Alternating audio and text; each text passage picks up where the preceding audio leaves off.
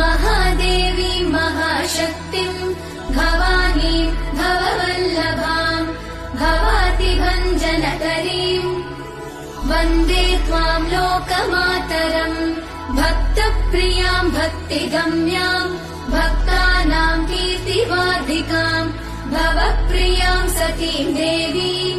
वन्दे त्वां भक्तवत्सलाम् अन्नपूर्णां सदा पूर्णां पार्वतीं पर्वपूजितां महेश्वरीं वृषारूढां वन्दे त्वां परमेश्वरीं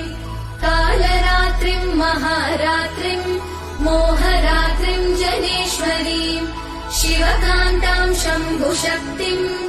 वन्दे त्वां जननीमुमां जगत्कर्त्रीं जगद्धात्रीं जगत्संहारकारिणीं